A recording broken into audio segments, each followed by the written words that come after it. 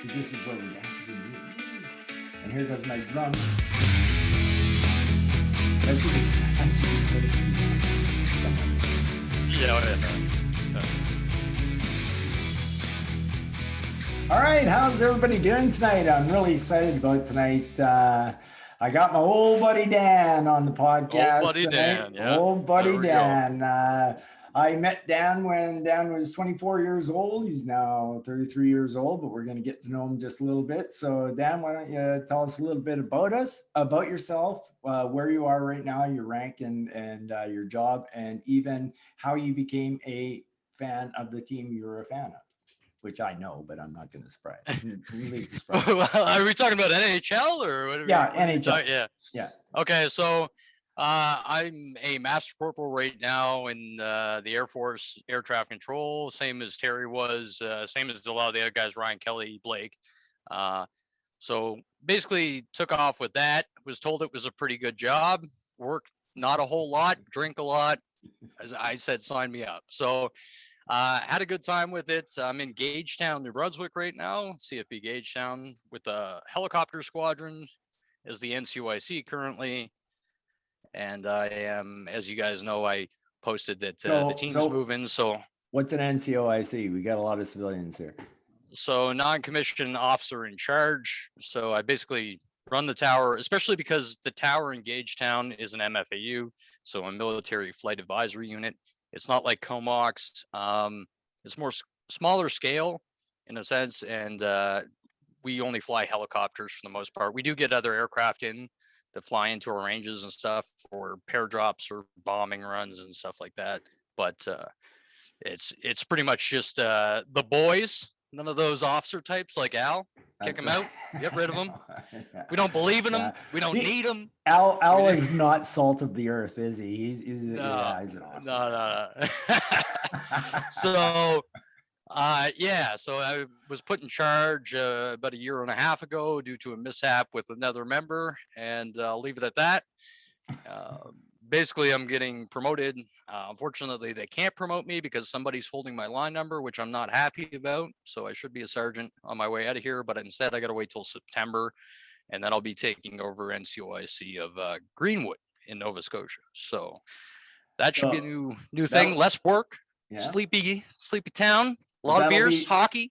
That'll be the big move for your team, right? Any hints on what the new name's gonna be? Or I got a couple names, but I gotta go with logos and stuff like that. I'm pretty serious about changing the name of the team. Looking forward to seeing it. I thought New Brunswick Bears was a pretty good name. I thought it was good too. I liked it. I was talking to Renee, and he liked it, and then we were talking about how I came up with it, and unfortunately, somebody in the league stole the Bruins. So Bears and football, and I knew exactly what you were doing when you went to Bears. I said, "Oh, that's his way." Bears a Bruin, right? So I had a good logo for it and stuff like that. So that's how I ended up with Bears, and I liked it. What were the names of your other teams? Other team now. I can't. The first team, because I thought it was a joke league at the start. It was and I say, come on, Dan's Derpy Danglers. The triple D's, not even double. We got triple. So and then eventually changed it over there. So took it a little bit more seriously and everything else, and because especially at that time, there was a lot of people changing their names, because I think that's when Ryan Driscoll changed his name to the Whalers or whatnot, right? Yeah, I got a little pissy. Say, come on, guys! Like Keith had who farted it or whatever. There was some bad ones, So I do enjoy that the names are taken a little bit more seriously, a little bit more time put in, like with logos and stuff like that. So, because I'd like to think it's a pretty competitive league. Like everybody's always watching, and except for JP, who's sleeping right now.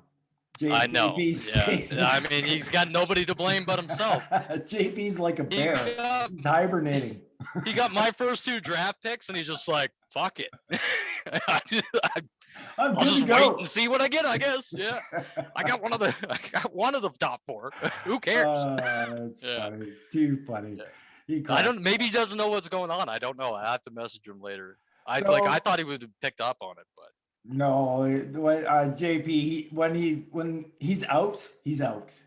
Yeah. Every freaking year. That's it. We have a I don't hard know. time keeping them interested during the season. Well, when that trade, like I had to talk to him for like 3 weeks to get that trade for McDavid.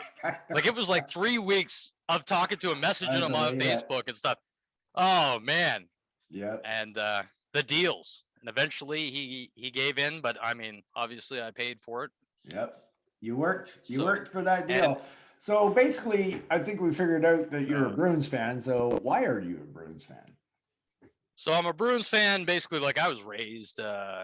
It was between Toronto at the time too. But like when I was younger, yeah, I know. But the story is basically my father was a Bruins fan, and this was going back and watching like he watched Bobby Orr. I kind of watched like Cam Neely and stuff. Yeah, Cam Neely was my go-to, Ray Bourque and all that. So I liked their style of hockey. I was a big fan of bruiser teams and grinders, right? So Big Bad Bruins. Now they're not really that team anymore, which is unfortunate. Yeah, but the whole world's pussies. Yeah, I know. When we lost Milan Lucic, I died a little bit. Yeah. He was one of my favorite players, especially when he put Buddy through the glass and all that stuff, and he's fighting all the time. He like embodied the mindset of the Bruins. Like he was the heart and soul icon of that team at the time. On my losing Horton to Horton when he got injuries and he got the old poo brain. It's unfortunate because I really liked Horton. It's Tyler Seguin that got traded away for nothing, kind of pissed me off. So the years haven't. They've been all right. We've been changing the style of the team, I guess. I shouldn't say we because I have nothing to fucking do with it. No, it's like I said, I'm on an Islander board and everybody's going, well, geez, the Islander Ranger rivalry doesn't seem like it used to be before. And I said, I'll tell you why, is because fucking fighting's gone, man. The beauty of the thing, but when you have a rivalry like the Islanders and Rangers, if they're beating you, at least you can kick the shit out of them. Yeah. That doesn't happen anymore, right? So the rivalries are dropping, even like Calgary and Edmonton. Yeah. All the rivalries are kind of dropping off because the players nowadays are pretty passive.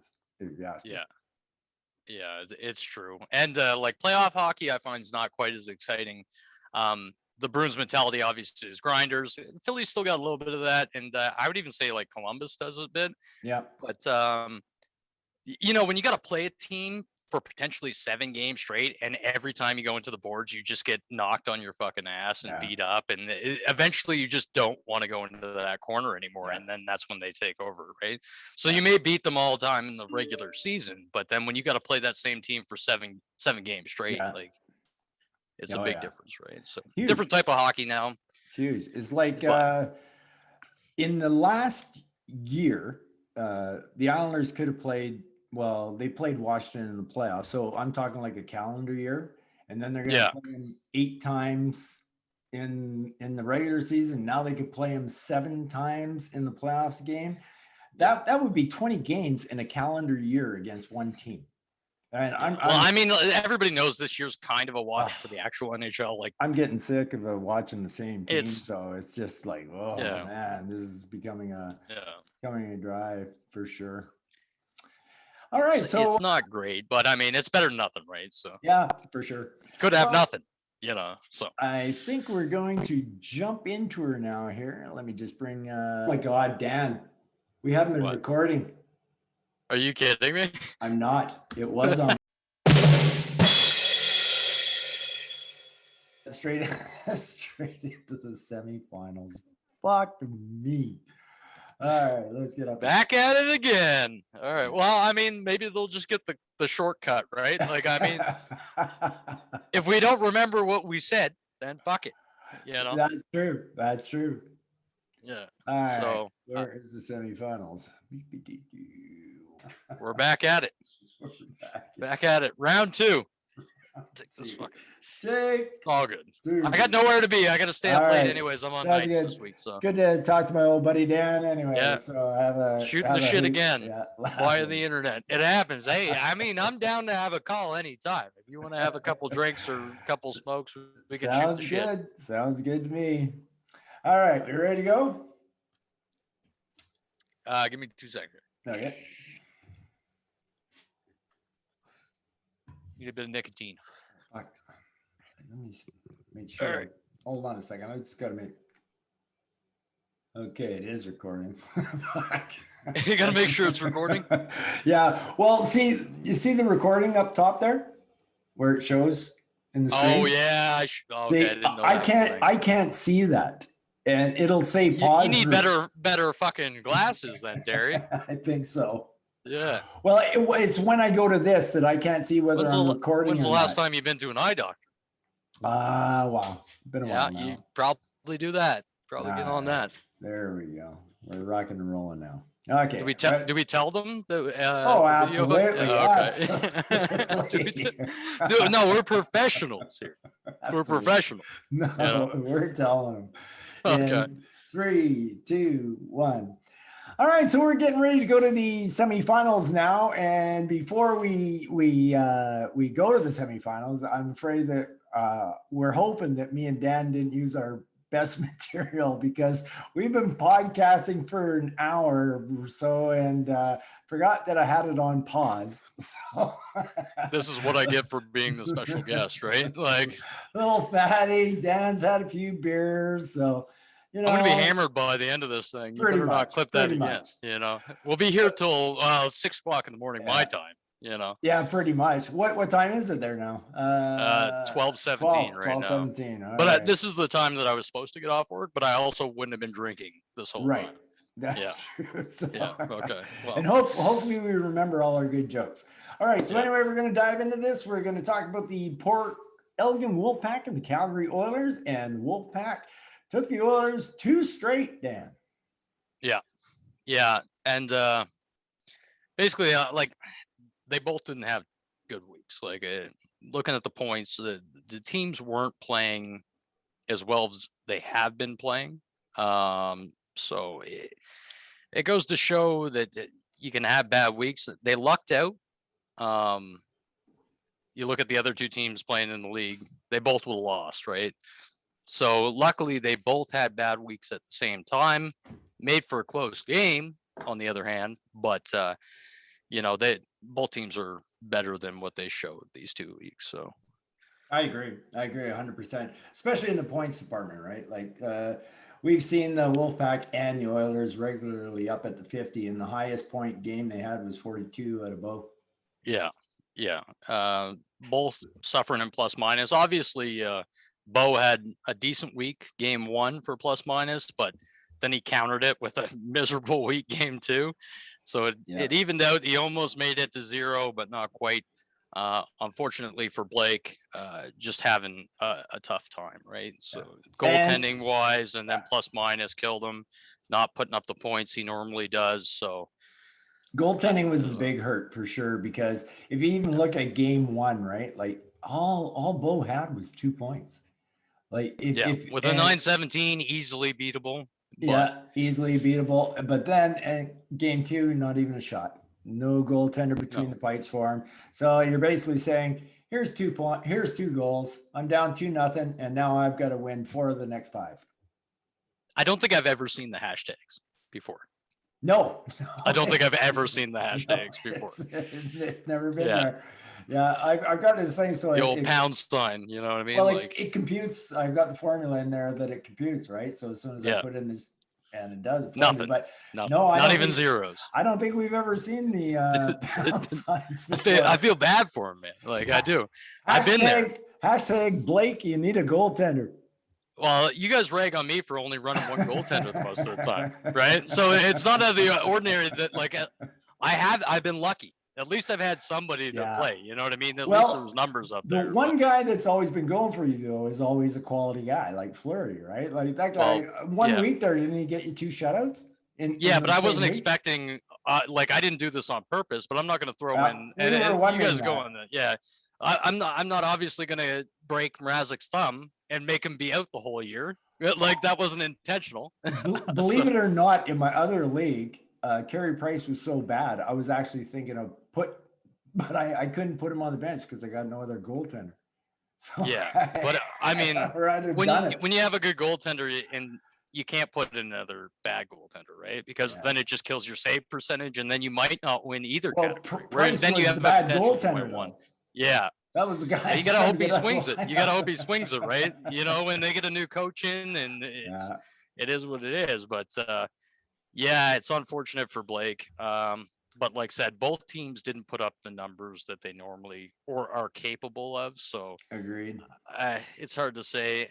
And even if he did have one goaltender that was good, that was able to play, I mean, there's nothing you can do. He's got a 9.75 save percentage. Yeah, Like, it's pretty insane. But you basically need to luck out and get one goalie that plays one game, get a shutout, and you're good. And that's the only way you're going to win that. If you look at him, he still had a really good shot of winning 4 to 5 categories because he was only 4 behind in points, 1 in the goals, and 3 in the assists. Man, you flip that around, and the Oilers win. But then you look at Bo's last week against me, and if he had that week this week, I mean, he would have been dead. Like, that is how fantasy hockey will kill you if you do things like that, right? I had I was in this other league. This guy was I was the huge underdog, right? And it went right to the very last day, and every category was really tight and everything. If it had went one more day, and their league ends on Saturday instead of Sunday, like ours. So if it had went one more day, the next day I outpointed him by 7 points, which was everything I needed, right? And I go, like, there's a difference. Like, all I needed was one more day, and I win. So that kind of shit will drive you crazy, though. Oh, I know. I look back on the Bo's game, and then you guys were like, "Oh, well, after game one, like, he's screwed. Like, Bo blew him out of the water after game one. There's nothing he can do." And I was like, "Man, I think it's closer than you guys realize. Yeah, he's beating him in points by a lot, but goals are the category that matters the most, right? Yes. Because when it comes down to a tiebreaker and you have more goals, guess what? So if I would have had, and it was close back and forth with penalty minutes, I believe, and save percentage, and it goalie goes, wins or something like that. But the order goes is goals, points, and goalie points. Yeah, but I'm talking about like the categories for our game. So the categories when I played Bo, like, it was 3 to 4 or something like that. But at the same time, I had more, like, I was 3 goals off. And then it would have, and then if I would have tied him, then it would have went to goals, which then I would have beat him. So, and it was plus minus too. But then obviously the plus minus with me, and you went on about it, is like, oh, well, he had 30 plus minus, or like plus 30 one week. And I was just like, I'm pretty sure the whole time, the entire year, I have never been in the negatives for plus minus. And you're like, well, it's a crapshoot. And I was I don't. We were talking about that though on the podcast, right? We mentioned that. Like we said, the week before you were like plus 30, and that week you're down around minus 24 or something like that. I couldn't. It was unbelievable. It was the only game that I ever seen you do that in whatnot. Yeah. So even the game that I lost McDavid when the last week of the regular season, when West beat, or was it West that beat me? I think it was West that beat me. Yeah. Anyways, it was West fire. Yeah, but I mean, I was missing Barry and McDavid. They were with Edmonton, COVID for Montreal, and so I was missing a lot of players. And there was another couple players that I was missing. I was talking to Renee about it too, but. And so I was like, oh, good. Like, at least I got it out of the way in the regular season so that when I step into the playoffs, hopefully I have fresh games and all my players are playing, because nobody was injured or anything. And then all my players were playing. McDavid got 1 assist in a week of 4 games. That's it averages 2 points a game. And I was just like, oh my God, man. And Barry got no points. Couturier got no points. I was just like, man. Yeah. I just had a bad time. Mind you, he put up numbers that normally beat my averages, so he had a great week. So he still potentially would have beat me anyways. Yeah. But to have a terrible week your first week of the playoffs, especially after leading the league, it was brutal. Yeah. But it was still fairly close until the end of the second game, and then Bo pulled away. He was leading in a lot of categories by a lot, but even when you're leading in a lot of categories by a lot, do you know, if you get those points in 4 games, those off PIMs and plus minus. I'll tell you how crazy this is. I don't know if a lot of people know this, but do you know that you could actually lose game 1 and 2, but win game 3? I've seen it. I think it's, yeah, I guess so. You Yeah, could. because it Yeah. depends on the category, right? Yeah, it It depends on the all category depends on the and how category. much you get in the How much you category. beat them. Yeah. Yeah. Oh, yeah. Yeah. It's crazy. I've And seen if it you have before. goals and it comes to a tie, you win. Yep, that's So, right. Yep. yeah. Yep. But then I was like, man, Goals it's are so close after almighty. game one, even being blown out. I was like, the team's got to rally for game two against Bo. They didn't. We just got crushed. So, I mean, congrats to Bo. I hope your team plays a little bit better than they did this week because the potential is there. Finishing a week with 34 points is, as I know, because it was pretty close to that when you beat me. Yes. It's not going to get you there, especially against these two other teams. So hopefully your team turns around for you and gets sorted out. But you never know, right? But how about Blake's season? Like, yeah, I mean, he's going to the playoff for third place, but like Driscoll left him with nothing, man. I would have rebuilt that team. Look what Blake's done. I think it was a smart move on his part. For one, because the COVID year, wild card year, you have potential. Yeah. He got Draisaitl off of West somehow. I don't know what kind of foreplay was going on there, but he got Draisaitl because I asked for Draisaitl too, and he's like, "No, I'm keeping Draisaitl. I'm not getting rid of him."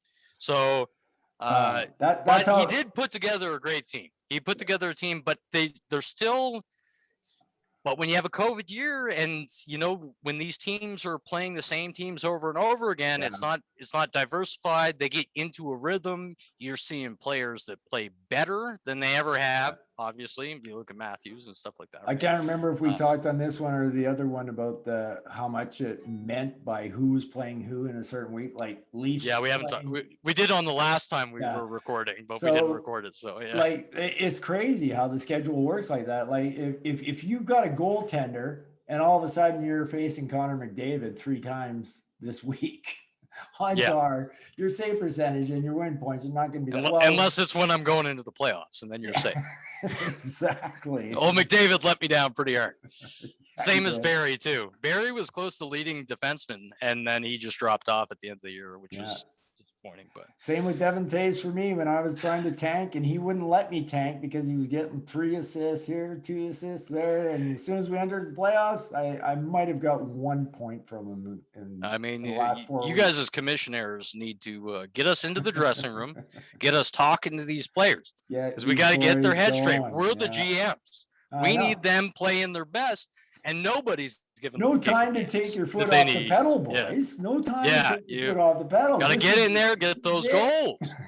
But we also talked about before, you never know going into playoffs because our playoffs are at a weird point, right? Yes. So all these teams that are playing very well, that are on the top of their game and they're in the number 1 spots and they know they got a playoff position, right? Yep. In the actual NHL, you see those players don't want to get hurt going into the playoffs, right? That's true. So when they coast into the playoffs and they're not trying their hardest, you get the younger or worse teams that have to fight for that wild card spot or whatever, their playoff position, and they're going all in, right? So you get a lot of points at weird times from nobodies as opposed to the All-Stars because they're obviously not going to try to kill themselves getting into the playoffs, right? They're already there. Not this year in the East, though. That's something I've always tried to keep in mind. Yeah. Well, everybody's fighting tooth and nail. The Rangers. Well, hard. Man, all 5 teams are going at it. It's crazy. The group, I call it the group of death. That East division is unreal. Yeah. So anyway, overall, pretty good first year for Blake. I think he did really well. Like I think it was a smart move on his part. Yeah. He got some good picks and he made a move with it and then kept going. Right. So that's the only part. Yeah, it was smart and there was some good news. However, I think we're now talking a 2-year rebuild. It's gonna. He threw it all. Sure. Yeah. But I mean, that gives them some time to look at prospects. It gives them some time to look what he has to trade, make some moves on that sense. And you know what? Getting into the league, it might help him out, get a little bit more adjusted to it, see the other side of things, right? So hell, I've only been to the 3rd place game once. That's as far as I've got. Yeah. Yep. I mean, what can I say? I don't know what you're doing over there, Terry. I don't know. What is it? What's the farthest you've got?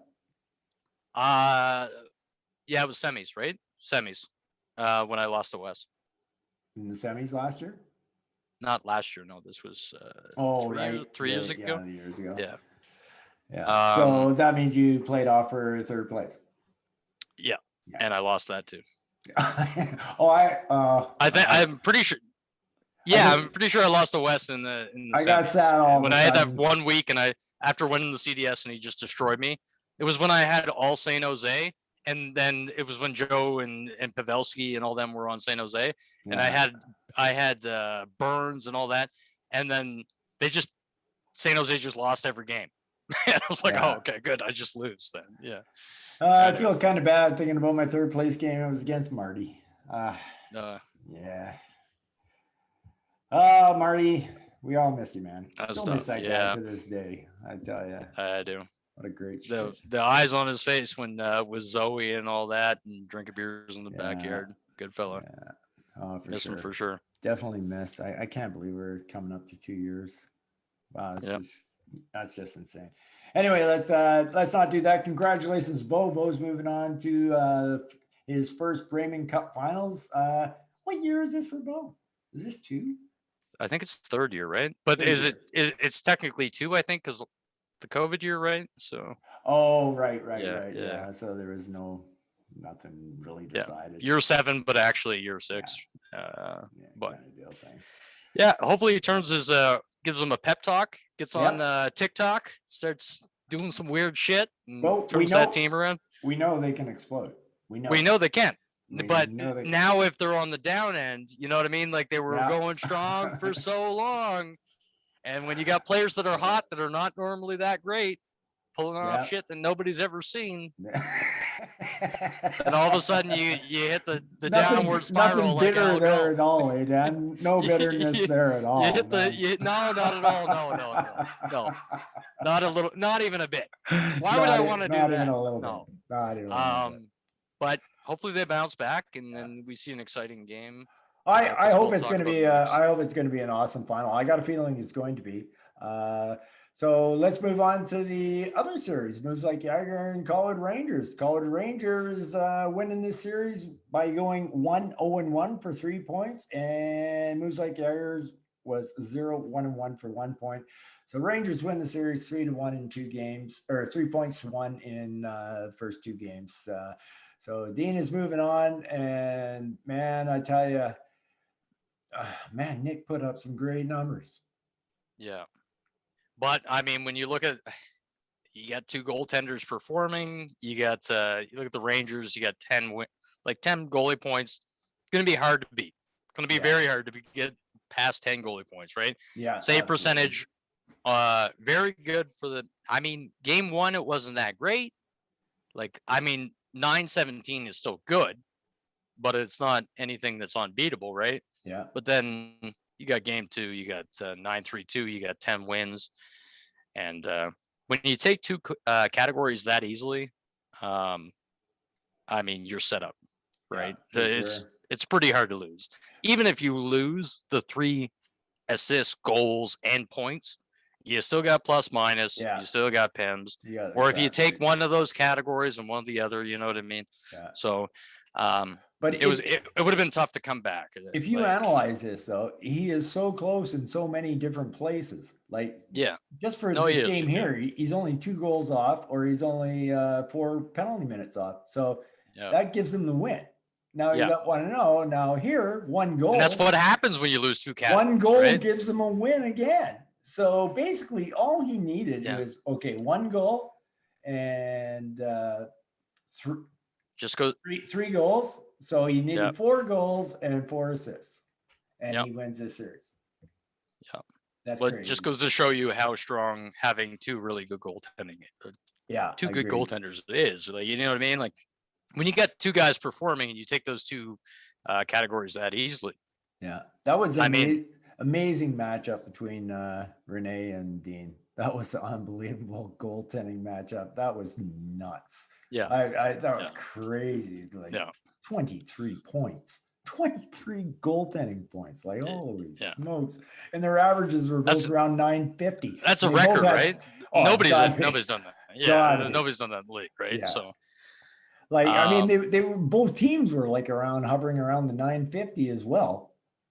You know what I mean? It was just insane. It was just crazy. Both had well over 300 shots against each other. It was just nuts. So anyway, yeah, I feel a little bit bad for Nick, you know, just a spot here or a spot there. But like you said, that's fantasy hockey, right? That's what happens. You know, sometimes you just don't play a week and away you go. Like I said, Bo and Blake kind of lucked out playing each other. Because if they would have played the other two teams, they both would have lost. Yes. Like, so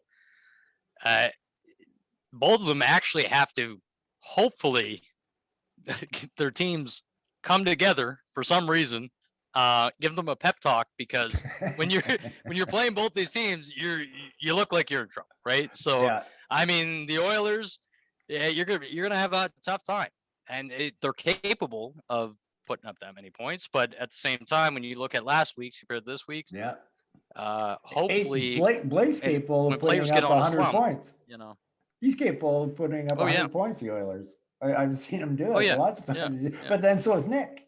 So it would be awesome to see a series with over 100 points for both teams. That would be a great series. I think we were close one year to having that happen. Probably, yeah. I would imagine. I remember Driscoll having it must have been the record. I think it was like 6, or maybe it was Wes or something. Somebody put up like 61 points. I think 63 or something. I think it was. Or no, 61. I think you're right. I think that actually was. It might have been me.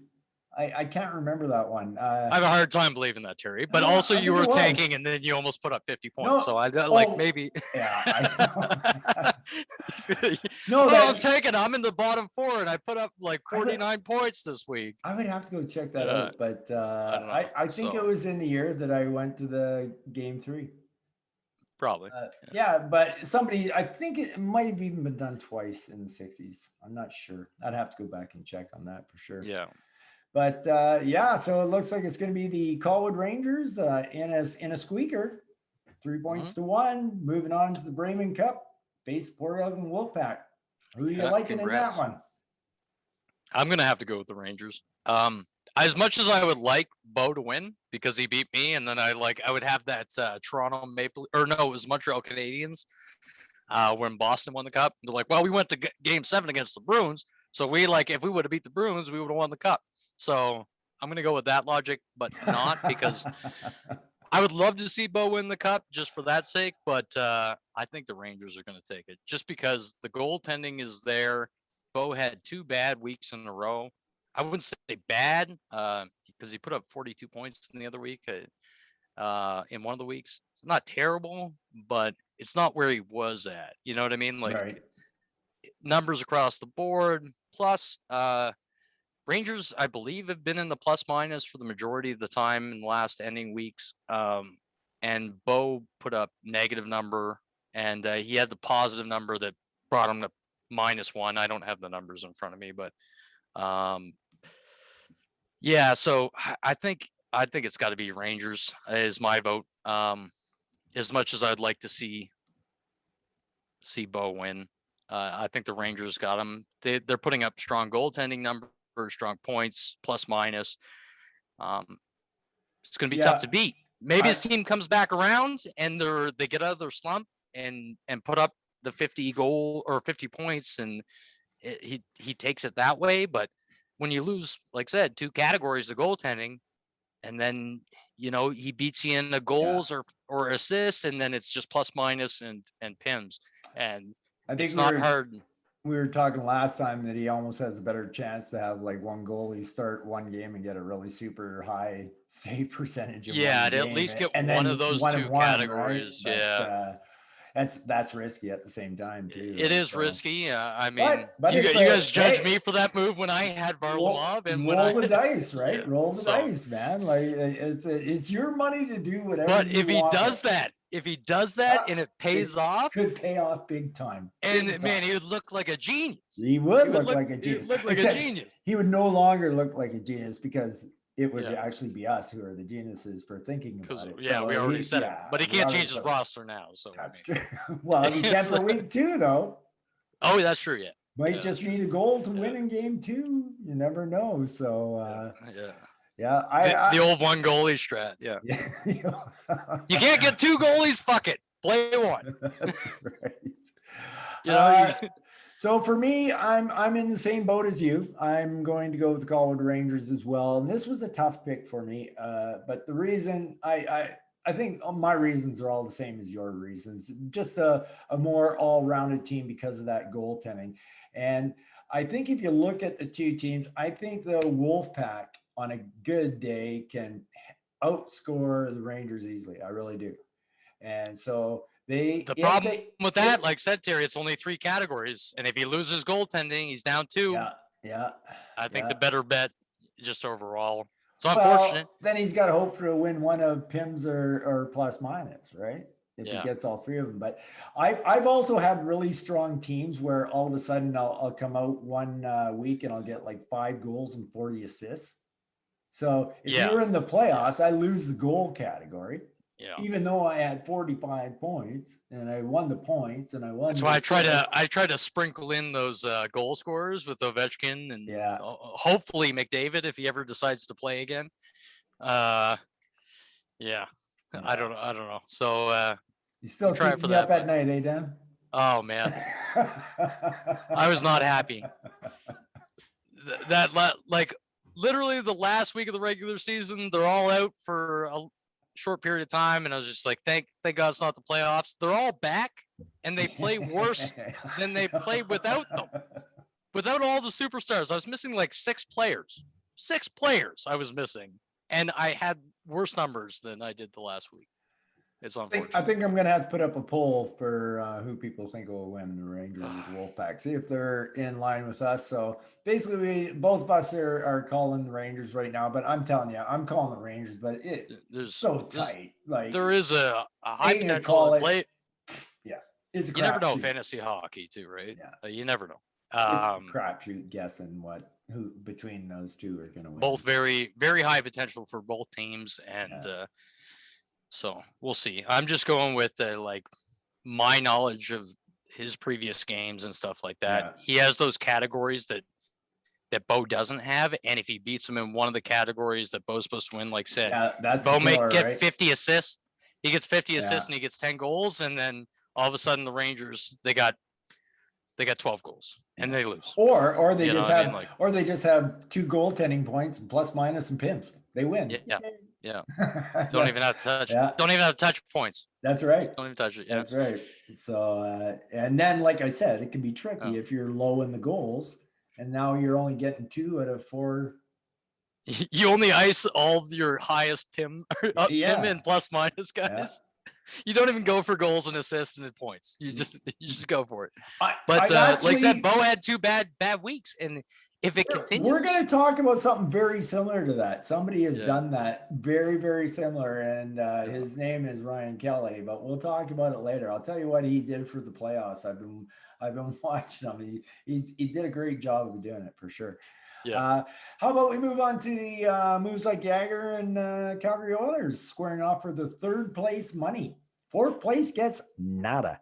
They get to contribute like the rest of us. Well, not feel you. Bad and not you. You got the CDS. No, you got the CDS. I mean, but it's a half money CDS. It doesn't. No, well, yeah. But so also when I won the CDS before, it was only $100, and then we're like, hey guys, let's up the price because it makes sense. There's so much money with all these new teams. Let's make it $300, right? In the other league that I'm in, the WC, I think we should put up a poll to give Dan the extra money. They used to do a $30 entry fee. Yeah. All right. And of course, the prize money was given out by percentages and everything. That's Renee's league, right? Well, guess who won that league? The last year it was at 30, but Renee liked the $100 we were doing in this one. So he upped it to $100. So the difference between the year that I won, the last year, was $30. I think mine was mine not the last year? I think it was. I think mine was actually the last year it was $100. And the vote went out, and I was just like, oh, well, fuck, thanks, guys. Well, And yeah, I've always been a big proponent But- that I think the season winner should get the big cash. it's, Well, like I mean, I don't want to brag, but it's technically harder. It's absolutely it Yeah. is. It is harder for sure, Yeah. 100%. And that's why I like now that it's getting 250 in coin. Obviously, this year 125, but it Yeah. should be getting a big chunk. $100 wasn't enough for Yeah. just for No, winning for the sure, whole for thing. sure. That's quite the When you have accomplishment. to, when you're monitoring and you have to come out on top, especially with this many teams. Yeah. I guess, like I said, I'm not bragging. Not bragging. I'm just gonna leave that out there. Somehow, still number one. I remember about 5 minutes ago, I broke in with an intro about Moose Like Jagger and Calgary Oilers. And I don't think we've talked about them yet. What No, we happened? haven't. We get sidetracked, right? This is what happens when you don't record for an hour of recording, and then we start drinking. Well, I start drinking, you start smoking. We're gonna get hate. So I thought we were supposed to. Are we gonna TSN turning point? All right. We're gonna So thumbs downs on them now. I don't know. So Probably. anyway, I'm liking Moose Like Jagger in this one, and the reason being they're well, once again, this is just a toss up because Blake can put up 100 points in 2 weeks, and so can Nick. And so I guess I'm going to have to definitely go to Moose Like Jagger once again because of goaltending. Even though the goaltending is not that good, but at least he's getting numbers in the slots so that it registers. You know what I mean? Like if you're doing a week and you don't even get a goaltender in between the pipes, it's bad. Yeah. So you're giving up 2 out of 7 points right off the bat, but you never know. Potential goalie comeback, but at the same time, you can see Nick have a bad week. He's had a couple really bad weeks throughout the season. Yeah. So when you guys were calling him the favorite, and then you jinxed him, and then the next week he just fucking went right off the deep end, and I think he had like 20 points or something in a week, and I was just like, holy fuck, like this is crazy. Because I played him, and he usually puts up a crazy fight, right? Like so. I'm not trying to. I'm going with Moves Like Jagger just because of how bad last 2 weeks went for Blake. If Blake put up some numbers, when you have 2 straight bad weeks, those players, when they get into that rut, right? Like, and it's not a team rut, it's those players, like, it happens. So if you get stuck in those ruts and you can't get out of them, I mean, he might get 1 or 2 players out, but when basically your whole team just goes off the end, it's going to be. I mean, you look at Al. you look at Al. Just we'll talk about Al in just a little bit. Fucking right down the tubes. You did trigger off something for me that we forgot about the Brayman Cup that we talked about last time when we didn't record was about Port Elgin, the Wolfpack's injuries. Yeah. Right? Oh yeah, big time. Wolfpack has some injuries across the team, big time. Yeah. That could make a huge difference in this finals. I think it will for sure. Yeah, absolutely. I mean, he needs them back ASAP, like now. Like you said, they were just crosses, right? Yeah. So other than I think one was an IR. Rutta's IR, and then he has like 4 other day-to-days with the crosses. So they're not completely out. They might be back this week. Who knows? I've seen the cross come up in the morning, and then all of a sudden they're playing that game because as soon as they don't go to practice, maybe they gave them the practice off, and they report it. And they're like, well, he's not playing, like he wasn't at practice, so he's probably not going to be iced tonight. And then they show up in the ice, right? So we know for sure Rutta is out. He's IR, but the other 3 or 4, it's. You never know, right? Even if they miss 1 game, it's not too bad. Even 2 games, get them back in there. But I don't think he has any huge names that are out. Also, one thing that I haven't checked into either. I'm not sure. I'm not sure between Dean and Bo how many Bruins and Canucks they have. That could make a big difference too. Because remember, we're extending the extra week, right? Yeah. So, So it's hard to say, but Yeah. So anyway, so basically both of us think we're both going with the Rangers to win, and we're going with moves like Jagger for the third place. Yeah. Yeah. Sound good. Did you want a little bit of a break?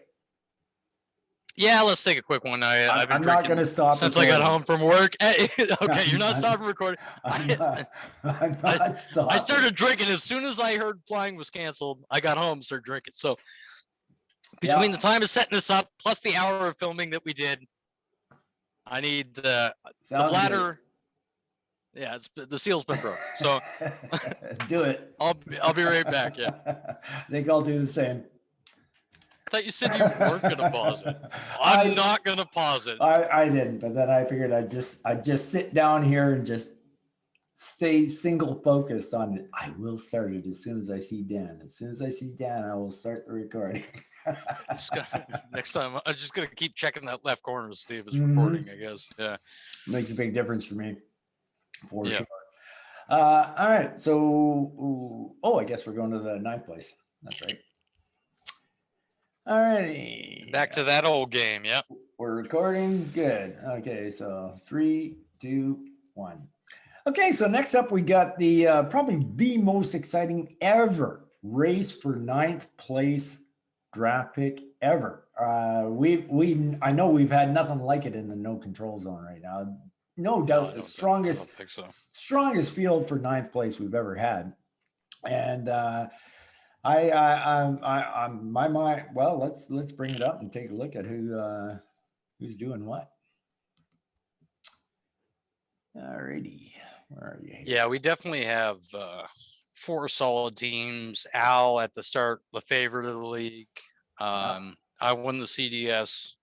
You got the Lakers that are what 3-time champs, right? 3-time champs. Yep. 3-time champs. That's insane. The Brewers that unfortunately just got kicked out. So yeah, it's definitely a tough round. And even myself against the Brewers, I was a little worried. Game 1 went very well for me, but it still was pretty tight across the board. I mean, I wasn't up by that much in most categories. So, I mean, you look at goalie wins, you look at plus minus, even the save percentage. It was a pretty tight game for winning 6-1. You know what I mean? Like Dono made a pretty late comeback here in game 2 to come back and beat you. Yeah, he did. I was watching that. Yeah. So I watched it as well. Yeah. It was tough to watch. Unfortunately, I had pretty low numbers for the points. Didn't do too bad. Like a 4 plus minus, still pretty low for me. Yeah, and then only having 3 goalie wins. Mrazek got hurt too, which is unfortunate for me, especially this coming week. Like, hopefully he's back because I got to play Renee, and that's just not good. I need all the help I can get. But he put up a solid fight, and especially in game 2, like everything was pretty close across the board. I mean, even in game 3, you look at the plus minus 9 and 8. It's unfortunate that it kind of went sour for him a little bit in game 1, but even then, just the way it goes in fantasy, right? Absolutely, and he's got a couple of categories where he was kind of close, and he could have switched over even in game 3, like the plus minus, and the Pims is not even far apart with 7. That goal. I just can't believe. I started to cut you off. No, it's all right. He got 8 goalie wins, but he had a .894 save. I know. That's I just say like that. Like that game, it blew my mind. I was like, what? Like what? Yeah, game 2 killed him. Like he could have actually ended up winning save percentage if he had just had a good week, right? Like it was possible. That week killed him. 894 is not close to 928, but like, how do you still get 8 goalie wins? And your goalies are just not saving the puck. What is it, Pittsburgh? Yeah, he had a shutout last game of the. Was that the Pittsburgh 1-0 game? Does he have Jerry? I think he has Jerry. Yeah, and he does. Yeah. Yeah, he got 4 points right there. And but not to bring your save percentage up at all. He's not even a 900 save percentage. Like, it tells you what the other game was like. Holy right? fuck. Well, that's brutal. Let's take a look at it here. So he's got 101 saves. So somewhere along the line, they let up 12 goals even with his shutout. Yeah. So that must have been awful. Oh, wasn't that the Pittsburgh game that they almost blew it? That must have been it. It was like 8-7 or whatever. Yes. And once again, that was Jerry. Yeah.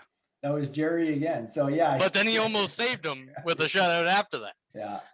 But so yeah, Pittsburgh almost blew it. He got the points for that one. It was a 7-6 win. And he got. Oh, it was a 7-6? Yeah. Yeah. So he got the 2 points, but he let in 6 goals. I think he was 30 shots, 24 saves for that game. So that's Holy a hurt. Fuck, yeah. So killed him. Yeah, killed him dead in the water. Yeah.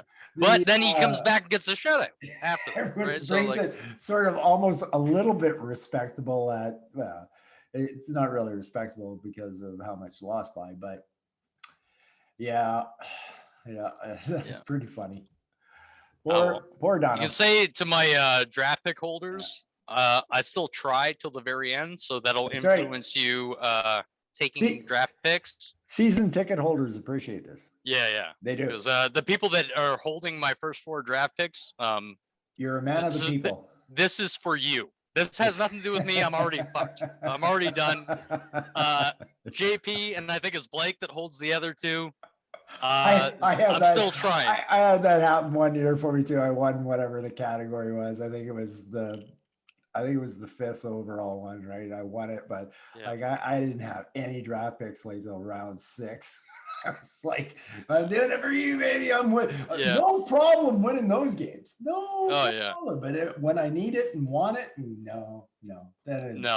Exactly. I'm a man of the people. Yeah. All right. So your game though basically went to a game 3. Yeah.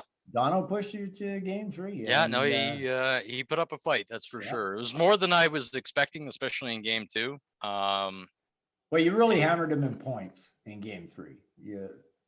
Yeah. Well, that was huge. It was due to game 1 mostly, but yeah.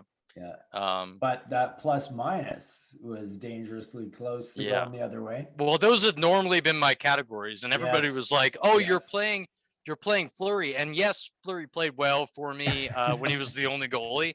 But at the same time, I wasn't aiming for goalie. I was like, yes, if Fleury plays well for the week, that's great. I'm going for save percentage. I'm not going for wins.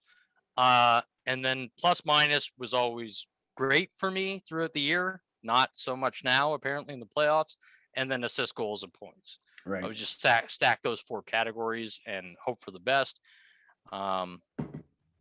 Obviously, it hasn't worked out for me in the playoffs, but it's working out in the 9-12 draft pick games. I mean, game 2 still wasn't great numbers.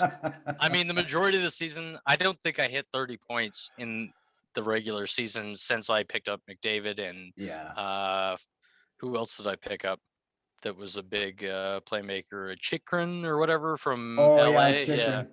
Yeah. And he's Arizona, right? Oh yeah, no, he's Arizona. Yeah. I don't know. I just started watching him, so number 6. I picked him up real late. He's been great, and it was also Suzuki's hit or miss. Right. I like Suzuki a lot. Shea Weber here and there is doing good. Like we said before in the other podcast that wasn't recorded, I think Vegas made a huge mistake trading a Suzuki for Pacioretty, right? But they had a 2-player swing on that, so they are in the now though. Yeah. You know what I mean? But even in the now, right now, Suzuki would be good, but not the numbers. Still doing good. Yeah, Patrick's putting up, but he will. You look what he's playing with in Montreal, like Montreal fucking. I feel bad for Montreal fans. Like, holy fuck! I don't know if you have. You got Shea Weber, you got Petrie, you got Suzuki. First of all, the guy's a fucking rookie, and you're playing. He's your first line center. That describes the whole scenario. Have you got Didier on Facebook? Didier, yeah. Have you seen his profile pictures lately? Didn't he change it to the Hartford Whalers? Yeah, he Whalers, changed it to and Whalers today. Yeah. there was another team Yeah. before that. I came out and Oh, go, fuck. what the heck's going on here? Yeah. Obviously, not a happy Montreal fan, that's for sure. No, it's tough. Yeah, but Well, anyway, yeah. you handily won game 3. You won 5-2, even though they Yeah, it was all right. more It close. was all Yeah. right. So you're going in It was all right. strong to the 9th pick, and like I said in the last podcast, Renee from the Harrison Lakers said called you out as his biggest rival, and in a nice way, in a friendly competition way, and it looks like you guys are going to be hooking up for the 9th overall draft pick, and the Lakers won their series against Al's dwindling team, the Living Skies Capitals. Easily beat them 2-0. So yeah, that was rough for Al. So basically with Renee and like until this year, I never really had a whole lot of conversations with her. I don't even think I talked to Renee. And then Renee reached out to me and we started talking, we started chatting, especially how the year was going and how like we were neck and neck, same as it was Blake, Renee, and myself for the Bossy division. And we were all fighting for that top spot. Yeah, I remember that. And Renee and I were just joking around to each other and everything else. And all good fun, complimenting each other and talking. But yeah, I was like, man, every week I look at your team and they're like so close to my numbers. It's just it played out. If you look at Fancy Stat, that I would have beat him more times than he beat me, but every week it's just unbelievably close. And especially in the first playoff round, I was like, man, I'm tanking. I'm losing. Like the team it pulled an Al, it went down the drain. It's gone. Are we gonna have to call that an Al from now on? Don't do an Al. Yeah, don't go right down the toilet because that's But I mean, he was pretty good about his. And I was just like, man, you gotta like this is Bossy division thing. Like you gotta take control here because I'm out. You gotta win. And he's just like, nah, man, I'm going down to it. So we both lost out. But I told him before this, and this was you both lost out to the finalists. Yeah, you both. And yeah, but so I told him this in the regular season. I was like, Renee, we're gonna play each other. This is gonna happen. It's just in the consolation round now. So it is what it is. We're in the consolation round, but we're playing for that 9th pick for me, it's for other people. It's gonna be a doozy. For him, it's for himself. Doozy. Yeah. If this my may team, be, you know what? Whether Renee gets 9 or 10, this may be one of the highest picks Renee has had in a long, long time. Yeah. Believe it or not, 10th is. He usually makes it second round, right? Playoffs. So even when he lost, right? Yeah, he's usually in between that 12 and 16 range for sure. He won 3 years of the 6 years that actually played. Yeah. And he's been in the playoffs. So yeah. Every year. He's been in the playoffs every year. I mean, I got to beat him eventually. We don't normally get to play each other, right? So I can't the time that I won the CDS before this, I lost the West. And I had a shit year again. So I had a shit week the first week that I played him. And it was so bad that, I mean, I couldn't come back from it. I beat him in the second game, and it wasn't even close in the third game because I literally San Jose just shit the bed, right? So, but yeah, we'll see what happens here. The old Lakers versus me. So it was a surprising game though, with Al getting his 2 goals basically from goaltending, which I thought that Renee was really, really strong in, but he had a bad couple of weeks with Hellebuyck. He's just not putting up the numbers. Yeah. Well, I mean, honestly, the average for starting goalies, right, is normally 9-10. Yeah. So to be a starting franchise goalie, you're getting 9-10, and when you're below that, even in fantasy hockey, it's not good. No, that's for sure. Yeah. So when you hit those below 9-10, you can't expect to win games. If you do, it's nice, it's luck. But I mean, it's the equivalent of scoring like 30 or below goals for goaltending, right? So if you have 30 or below points, you're not going to be expected to win that game. Right. And you give up 2 categories, you're in trouble. So We'll see what Well, happens. I'll Maybe put up a it'll. bit of a fight in game two.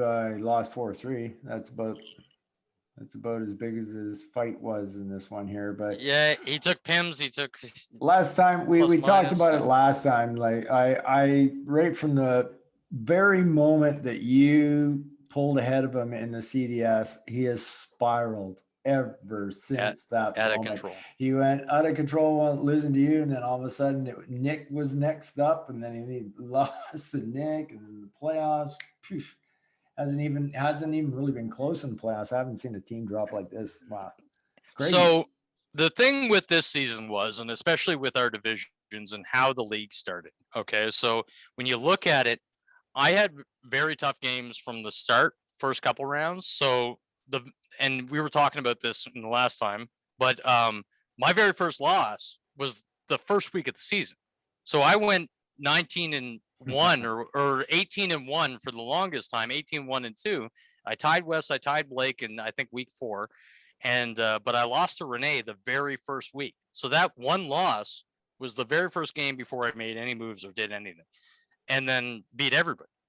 And Al's first games, though, the Langway division was so weak at that time before they traded all their players and moved shit around and made their teams up to what they are today.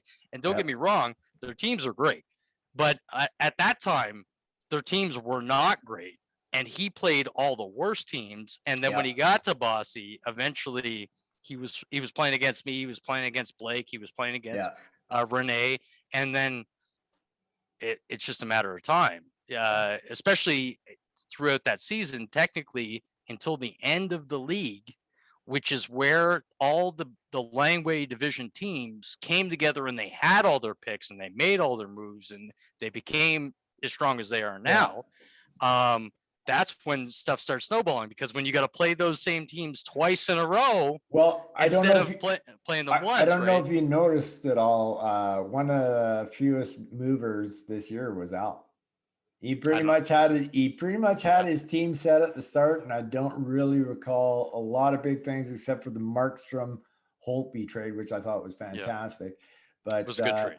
He definitely didn't move as much as everybody else was, and the teams were literally changing it right in front of our eyes. Like, there was a lot of it was crazy. This it year, was like, sure was. A lot of big names going around. Like you said, talk Draisaitl for me getting off JP. It took me 3 weeks to get that trade through. Like talking to JP all the time. Oh, Jesus Christ, JP!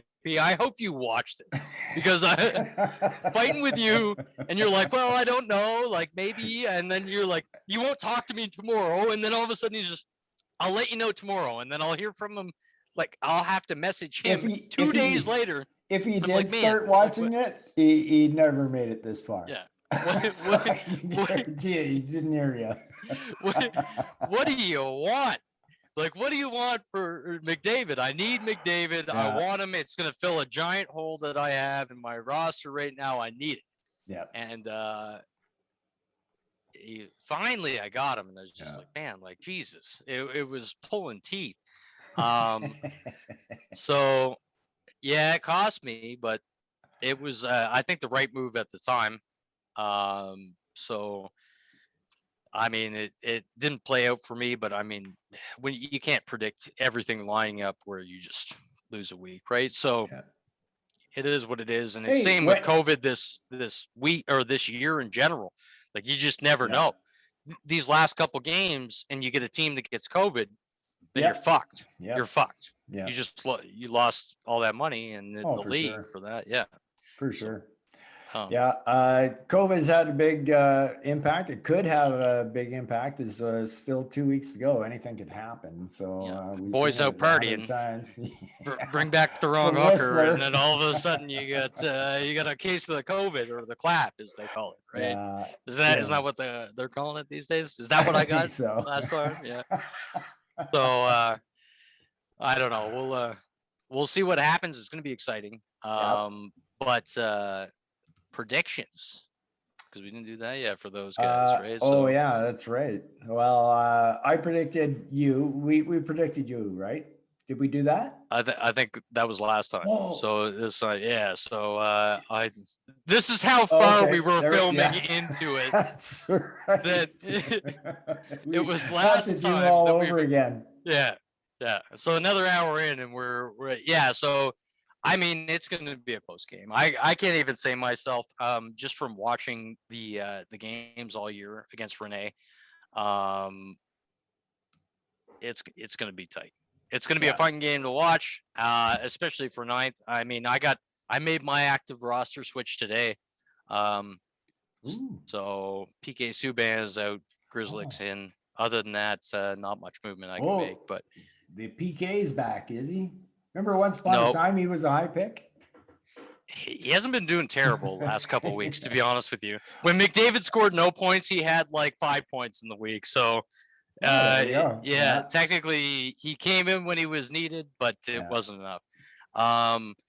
So it's gonna be a tight series. I hope Mrazek's back so that I can actually.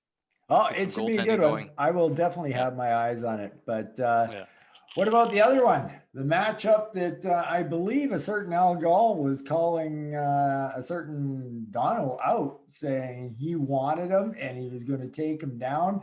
And pretty brave words for a guy who hasn't won in about 8 weeks.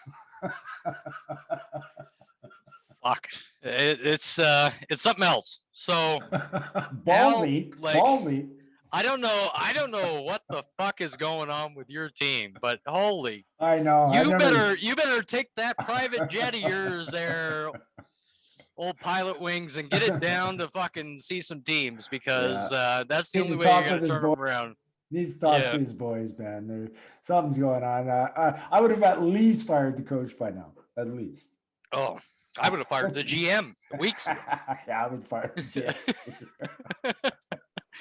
But I don't know. Yeah, like Al still has potential, but he has the potential to be, I would say, mid to low 40s in points. Goalie is all going to have to do with how hard Montreal's When's the last time you saw mid 40 points? I can't. For remember. Al? Yeah. Fucking. He's been in the 20s, man. Well, not including the playoffs. It was like, I would say, 3 weeks before the end of the regular season. So we're talking like 7 weeks ago. Yeah. But that doesn't mean they can't do it. They could do it. That's true. And you never know. The Brewers could have a bad week, like I said, and it would go from there. But the Brewers have already put up 2 good fights. Yeah. In the quarters and in they're on the up and up. So the Brewers are going to be my pick. Just the consistency of it. Hell, they beat me in game 2, and they were close in game 1, even though they looked like they got smoked. But so I'm gonna go with the Brewers. Al, fuck, man, what happened? Yeah, Give your head a shake. What happened? Give your head a shake. I too am going to have to go with the Brewers as well. I just think Dono's team's playing much better right now. Like you said, there is the possibility it could turn around, but this has been going on for a long time now. So I don't know what to say anymore about Al. They get a spark, but like I said, with the playoff teams and people when they get into a slump and they get hungry because they gotta. I don't know exactly what players are going to be fighting on this team, but maybe you could see a swing in some of them. You never know. But it's definitely a Brewers. Al's the underdog. 100%. Yeah, I think he's definitely the underdog 100%. On this one too. Yeah, definitely, no doubt. There's no doubt. Yeah.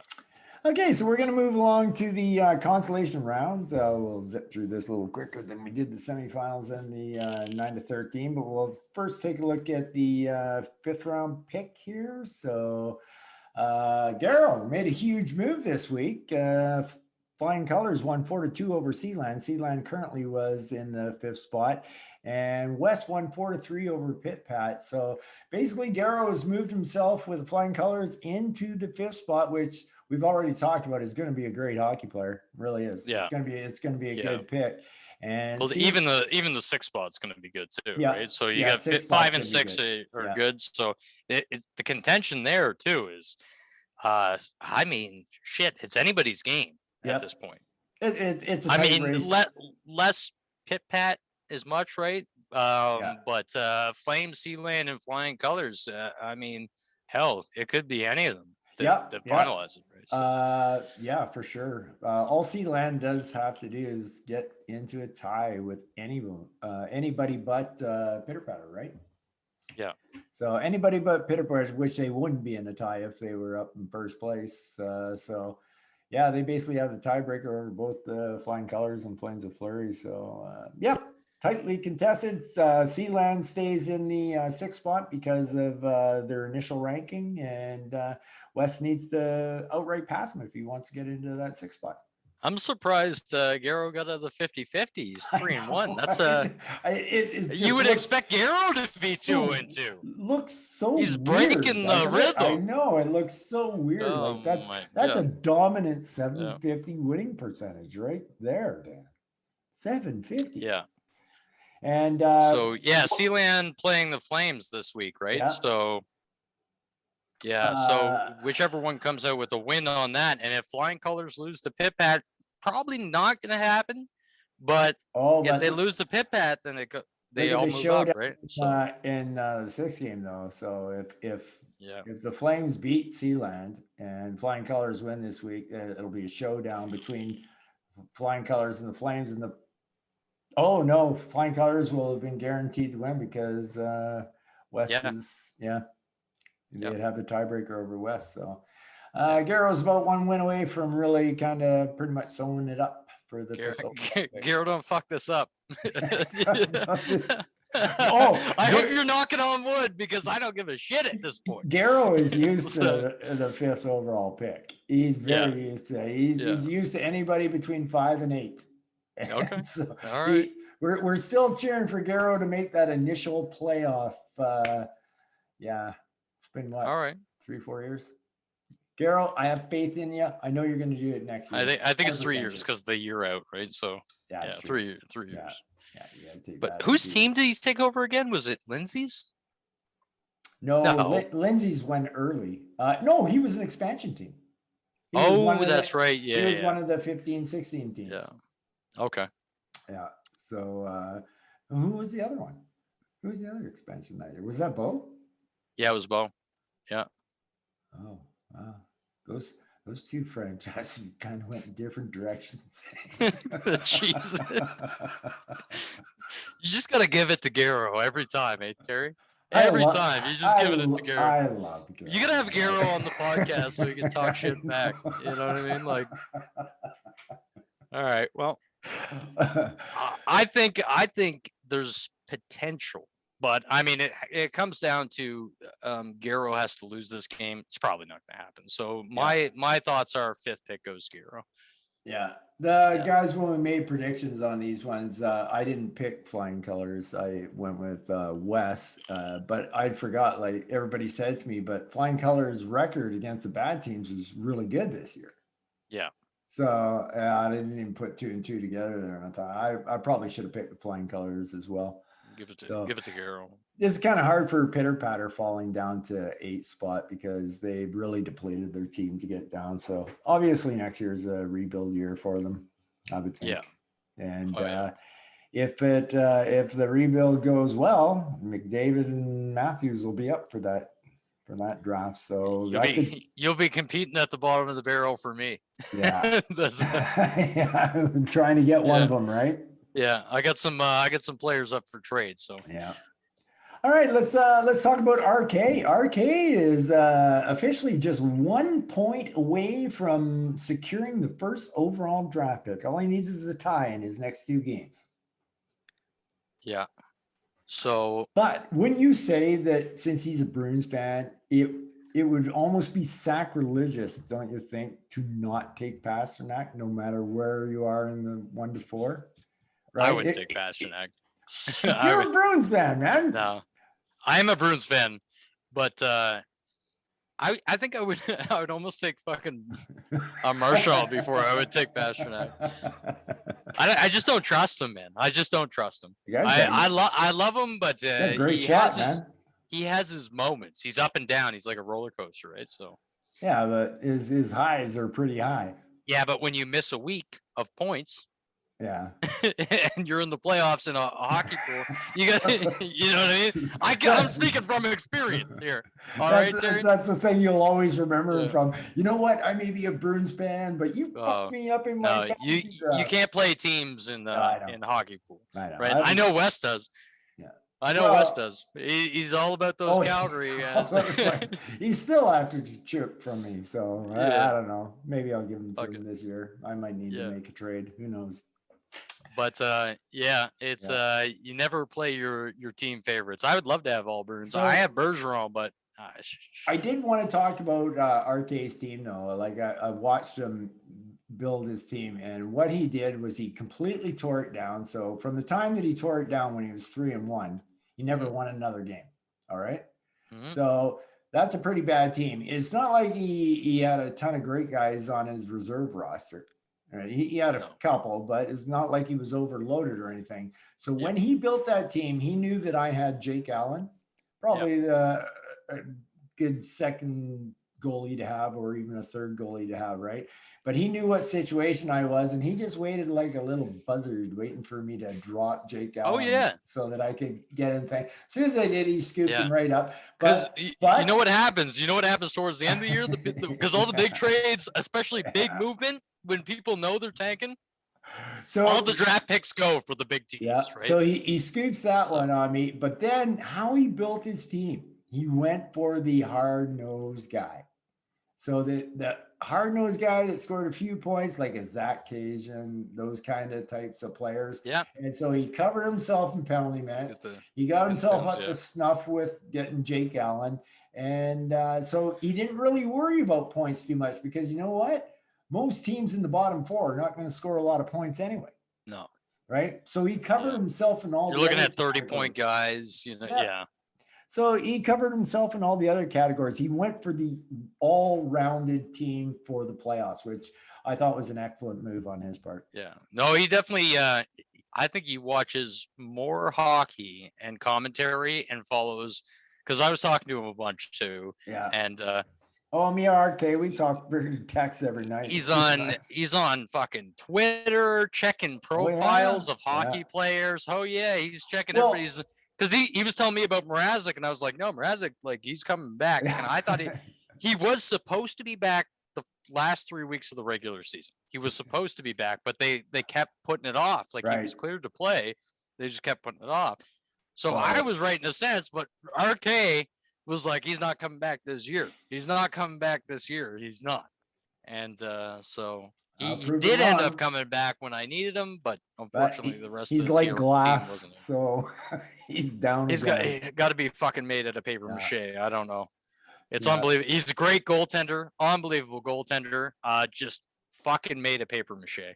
Yeah. Like So a big game between the Islanders and Mustangs, and the Mustangs squeaked it out on Sunday to win the game. And I know I talked about this one in the last podcast, but how Keith beat me in this game was the Philadelphia Flyers were down 3-1 with 1 minute and 36 seconds left in the game. And all Keith needed was 1 point out of Elliott to win our series, but he needed that point, or I win the game, right? So the Flyers pull the goalie, they score with 1 minute left, they pull the goalie again, they score with 30 seconds left, and then they scored in overtime or a shootout or whatever. I couldn't remember, so I just, are you freaking kidding me? So I lost that game. That would have guaranteed me at least second overall pick too. Yeah. But, so that one came back to haunt me. All I got is the tiebreaker on Keith right now. So yeah, especially because you're playing JP this week. Yeah. But you know what, JP, he's accidentally getting tougher because a guy like Rask came back, and he has some other guys he just left out there that were injured for like 5-6 weeks that have returned, right? Oh, so, they got to come back eventually, Terry. So he's actually a little stronger than he was about 2-3 weeks ago. Okay. So yeah, but it's just I would guess the last time he went to this site was whenever after the McDavid trade. After I forced him after 3 weeks of talking Yeah, about it. probably after the McDavid trade, he probably never clicked on the site again. Just let it go. Yeah. So it's looking good for RK. Looking like first overall pick there. Nice to have a guy like Draisaitl in your pocket, that's for sure. Yeah, especially for 5 years. Yeah. Well, who, McDavid or Draisaitl? Which one for points? It doesn't really matter. I mean, in all honesty, like if somebody got McDavid over Draisaitl, I mean, it's like, okay, well, you got me by about 10 points this year, then, right? Yeah. Because well, yeah. I mean, it's the thing with I don't know, like there's something about Draisaitl that I just don't trust. You know what I mean? Like I just 127. I know he does. I know, but I just don't trust him. Like I feel like he's gonna get fucking Eric Lindros or something. You know what I mean? He's just gonna get the poo brain. He's gonna get connected on crossing the ice, and I think that's probably wishful thinking more than it's not wishful thinking. It's not wishful thinking. I just feel like the way he plays, he's just gonna get caught sometime. He's a big boy. It don't matter if you're big. The way he skates, I don't know. I don't know. I think he's fine. I don't know. I would definitely pick him first. I would definitely pick him first. I'm just saying my opinion. I was just I thought I blew it there. I should have went along with you there. I don't know, man. That Draisaitl, I might not pick him if I had. No, it's there's just something, literally something about him that I feel like he's gonna get clapped here, and it's not gonna be good. I don't know why. Just maybe it'll be the prediction of the year, but could be. Most of the time he has his heads up, but there's certain times that he like goes into, I feel like, dangerous situations and just gets lucky that he doesn't get his head taken off him. And the game's not as violent as it used to be. There's no Scotty Stevens coming across the ice to kill you. That's not but you never know, right? You never know. That's true. So that is true. So anyway, Dan, we've pretty much taken care of everything in this podcast. You have any final thoughts before we go? I just want to say, like, I mean, I love this league, and it was a great year, and I think a lot of people have a lot of enjoyment out of it. It's good to see new faces in the league. And I think everybody's taking it very seriously now compared to when we first started. So it just makes the league better. It makes me want to watch hockey more, especially teams that I don't normally watch. I got to go in every night. I may not have volume on or whatever, but I'm just, it's always. But even then, Vegas, like I'm watching Vegas. Oh, I watch all those games, man. Whoever's playing or whatever game's most important to me in the draft. And watching other teams and other players that aren't even on my team now. Well, yeah, you learn so much, right? I have a couple of friends that are Habs fans, and I was talking like Habs hockey about that because I was mad at Druin and I was mad at Anderson because Suzuki's on the headline with the Druin and Anderson just takes it into the fucking corner and loses it every single time he touches the puck. I was like, man, why can't you fucking pass it? Like, and so they're like, aren't you a Bruins fan? Like, I watch everybody now, man. I do too. I just, I love it. Like, I've been watching Nashville come back here lately, like for the last month. Like they were so far out of it, man. They were 11 points out of a playoff spot. They couldn't score a goal to save their life. Yeah. And now Saros goes nuts for Renee. And man, they're right back in it. And I mean, I also got fucking Tolvanen from RK. I have him in the other. And Tolvanen's doing great. It was funny. The second he traded him to you, I have him in my other league, right? He went off. Yeah, he just started scoring the goal. I kept texting Ryan every night. Oh, Tolvanen, he's at 21 points right now. Like, yeah. And he was off to a slow start. He didn't start fast. Yeah. Also, another prospect that I had and was holding on for a long time is Adam Boyquist. And Boyquist is going to be, like, I think he's probably going to be a franchise player for Chicago, right? So he's doing all right. Like, I would say better than all right, but, like, you look at Rasmus Dahlin that I traded to Driscoll fucking years ago. And everybody thought Rasmus Dahlin. I stole Rasmus Dahlin in that draft. Like I think I got him like 4th or something, and he was supposed to be like the greatest defenseman to ever play. But he can't play defense. Yeah, but the problem is you look at Buffalo and then they hire a fucking soccer coach. Like, what?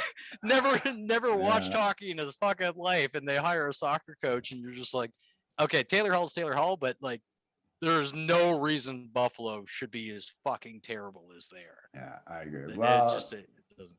I've already told you in the text, I don't think very highly of Taylor Hall. So I think he's doing all right with Krejci right now. So not really. I've seen his goals. Like the 2 goals he scored against the Islanders were brutal.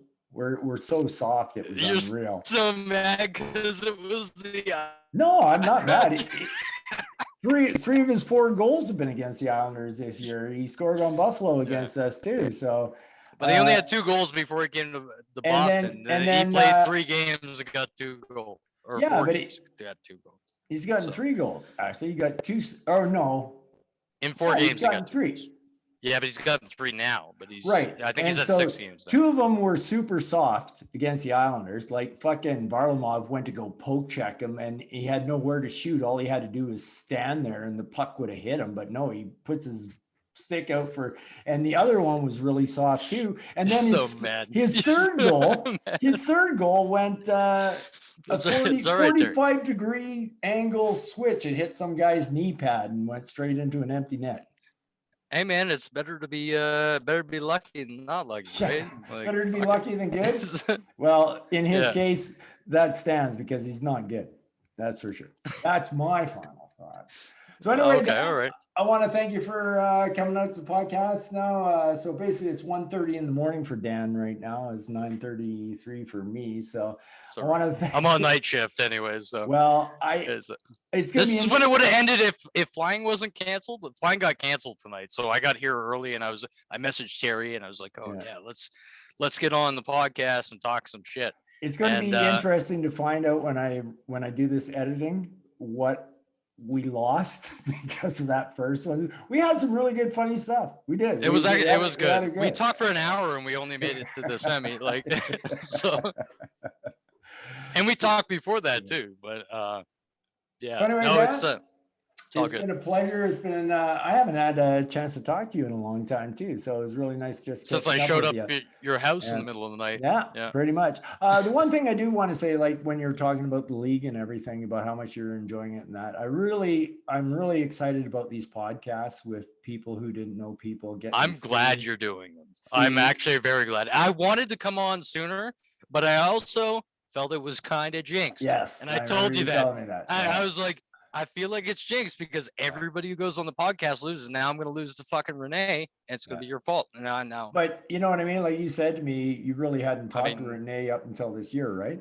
Yeah. And but so now you've both seen each other on a podcast. Now you know what both each other look like. It's just gonna flourish. But I mean, we're on Facebook and he's messaging me fucking every other week or every week and stuff like that, and seeing it. So yeah, it's definitely interesting to be able to talk to different people, especially seeing Nick on the podcast because we all thought he was scamming everybody.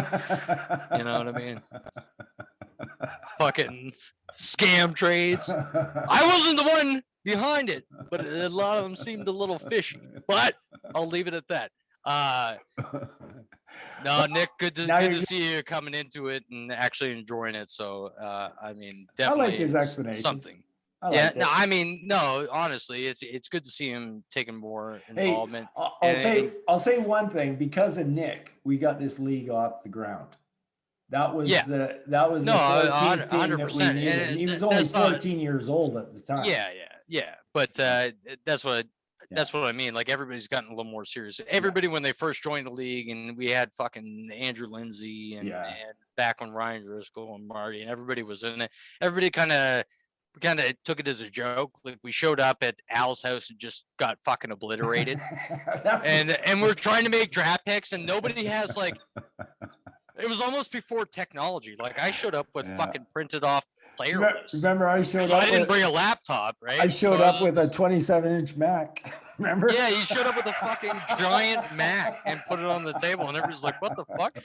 And I was like, "I thought we were showing up for a draft. Like we were gonna just write it down, and it was on a site because I didn't know what the site was at the time." And And I was just like, yeah, fuck. Like I was crossing, I had pen and Yeah. paper and everything else, right? So Yeah, it's developing really nice. It's nice to see, and I'm really excited that the Brayman Cup's going to get presented for the first time this year. So, yeah, really happy about that. Marty's always in my thoughts all the time. So, yeah, I want to thank you for coming out, Dan. It's been awesome having you. It's great that everybody's going to get to know you a little bit better. So, I want to thank you for coming out. So, I want I'm you to sure I'll take be care. back. You bet. You take care, and everybody else, peace out. Have a good night. Night. Oh, that's good. Yeah. That was good. I feel like we covered pretty much everything. Like there was some other little jargon. We missed some good out. jokes and shit like that, though. I know we did. Like, Yeah, I'll see it when I come back. And I'm like, oh, darn, that didn't make it. And then did you find a little less luster telling them the same story twice? I found it a little bit. I tried to keep it up, but it was a little. I was trying to. Well, every now and then I would like try to remember something that I said because I had nothing written down.